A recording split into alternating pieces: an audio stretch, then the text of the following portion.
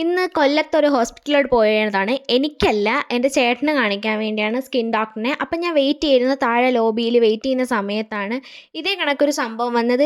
ഇതൊരു ബൊമ്മക്കുട്ടി രൂപത്തിൽ ഇങ്ങനെ ഒരാൾ, എന്താണ് സംഭവം എന്നൊന്നും എനിക്കറിയില്ല. ഞാൻ പിന്നെ കുറേ നേരം ഇരുന്ന് ആലോചിച്ചത് ഇത് കുറുക്കനാണോ അത് അണ്ണാനാണോ എന്നാണ്. എൻ്റെ മനസ്സിൽ ആദ്യം വന്ന കുറുനരി കുറുനരി തന്നെയാണ്. അത് കഴിഞ്ഞ് നമ്മൾ അവിടെ നിന്ന് ഫുഡ് കഴിക്കാൻ പോയി അൽ ഹയാത്തിലാണ് പോയത്.